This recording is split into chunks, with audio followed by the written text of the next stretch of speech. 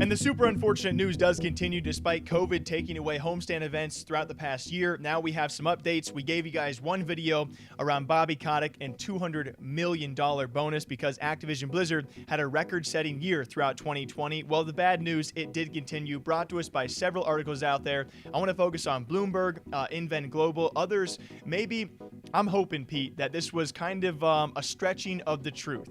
What has been called maybe stepping away from more live events from Activision Blizzard. If you guys somehow do not know, the franchise leagues being Overwatch League and Call of Duty League, and a lot of those teams heavily relying on future homestand events to make their money back, as the dismissals affect less than 2% of the total workforce, or around 190 employees, 50 pertaining to the esports side of things, and a lot of articles out there stating these cuts signal that Activision plans a broader shift away from in-person events after a year of coronavirus lockdown, which obviously spells, or should spell, some huge trouble for all the owners out there who paid $20-25 million to buy into leagues, and the only way to make that money back would be live events. It's really tough, and they're in defense of InVen Global and Bloomberg, as someone that's worked in like live television production and live broadcast production. When you lay off people, that's who you lay off. You lay off your camera operators. Like, it doesn't. They found out that they don't need much more than like a few directors, some switcher operators, just guys that basically control the feed. They don't need really that many people for these CDL events and for Overwatch League at all. And so those are the people that would make the most sense. If people are let go from your esports division, you would be cutting the people who are like live camera operators, live floor directors, and producers. And so if you tell me that 50 people are gone from your esports division that doesn't have all that many people to begin with, it makes a lot of sense that they're cutting back or eliminating homestand events. And this is so crazy, and curious what you guys think about this, because we have so many esports out there, whether it be communities or games or fans, just saying we cannot wait for LANS to return. And we have Riot Games going out there with, to me, face value seems the exact opposite approach, because they are trying everything possible to go to Iceland despite volcanoes taking off over there, to return for League of Legends MSI, for Valorant Masters. They want these LAN events because they know esports people want the return of it. Meanwhile, Activision Blizzard taking a record-setting year, and they're like, we made a lot of money with all of these things going on online. We're going to kind of step back from live events, which seems to me to be the polar opposite approach, which is crazy, because you and me have talked about how a lot of these teams, and some of whom might regret even being involved in the Overwatch League, who were forced to name their teams and base them off of cities because of homestands, and now all of a sudden ActiB is like, homestand events. Yeah, if you're someone like Cloud9 and you're operating like the London Spitfire and you can't even find a buyer for the Spitfire, they had to basically sort of sell it to like a separate entity of themselves in a weird way. Like, how do you justify a $20 million slot in a league when we know for a fact that the majority of your income comes from these homestand events? That is especially true for Overwatch League because of how many events they have. But even in the CDL, last year, we know that Gary Vee spoke about how much the Minnesota Rocker made off of just opening weekend there and their homestand events. We had Hex go on record saying that they almost they almost made a profit based off of all these events up until COVID hit. Mm-hmm. And that was off of a third or so of a season. And now you're going to tell those same people, yeah, you paid $20 million, $25 million for a slot, but we're not going to give you the number one way to recoup any of your money.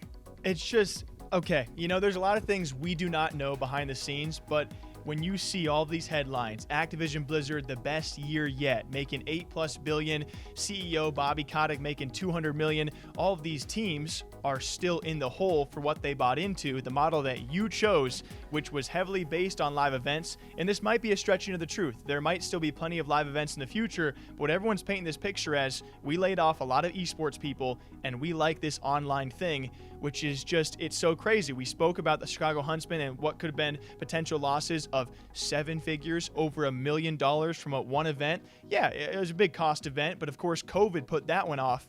If you're an owner right now, and it's not even COVID, but it's the league themselves saying, hey, we have a different future than we originally planned, how do you, I don't know what you do. How do you react? And these are leagues, which by the way, Call of Duty League, A lot of trash talk, a lot of banter, a lot of big figures looking at Call of Duty as it's a long-term game, right? This is a game that's been established for a long time. It's a franchise game with a franchise league, probably not going anywhere. If you're an Overwatch fan, a game that's already been on the struggle as we slowly await Overwatch 2, pros are leaving and retiring at countless rates, and all of a sudden the league is like, let's just keep it online. Do you see a future for OWL at all? There's almost no way it survives this next year if this is true.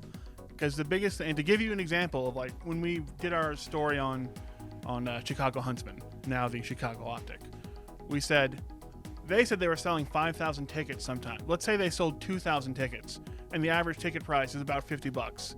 That's $100,000 on tickets for one event. That doesn't count sold merchandise, doesn't count the concession fees, it doesn't count people paying for like the VIP tickets. You can walk away with anywhere between like $150,000 to $250,000 per homestand. So that's like a $250,000 you're taking off the table per event. And then for OWL, same thing. We saw people complained about the ticket prices at the start of last year because they'd gotten so high, but they were selling 1,000, 2,000, 3,000 seat venues out, and then you take all that revenue away, and then you're just left with no way of. You just have to hope that people go online and buy a jersey. Like, it's terrible. Yeah, and you wonder how those splits then start to work for whatever's left of revenue from those leagues. We talked about Toronto for the Ultra and Defiant, for CDL and OWL, partnering with the city up there, and what was it, a $500 million arena set to come in the future? Yeah, we thought that was going to be the home of the Toronto Ultra, but and the Defiant. Maybe not, I guess. What do you do then? Oh, we were going to host some esports events. We'll do one a year, like for just the big events. Because Toronto Ultra and Toronto Defiant would have probably put about 20 to 25 events on.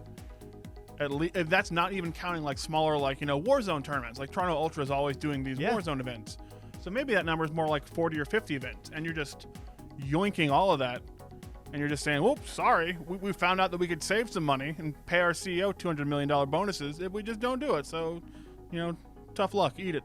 And I'm really curious, at what point is there a breaking point where owners are going to start speaking up publicly? I bet to a certain degree you can't do too much publicly. Speaking about backlash of a league, we've seen what they fined for. God knows what they are slapping owners on the wrist for. Don't say some things. Yeah. Oh, but I would guarantee there's no way that there's no way that Hex or Hastro or Gary Vee aren't like blowing up DMs the minute this came out. I'll tell you who's probably the happiest guy on earth right now is Carlos. Not being in either or CDL or OWL. He's Carlos, like, I'm going to focus on League and Rocket League and maybe some R6 and CSGO, and I'm good. I don't need that franchise crap. Well, I guess League is franchise, but it's a well-run franchise, clearly. So we will see what happens. We'll see if owners speak up. We'll see if pros speak up. We've seen already pros talk about, what do you mean less live events? Activision Blizzard has yet to clarify or, correct any of these articles out there. So we will see what happens for the future of OWL and CDL. Does it mean less LANs? We will find out sometime soon. Hope you guys all enjoy. We'll catch you guys back here for the next one.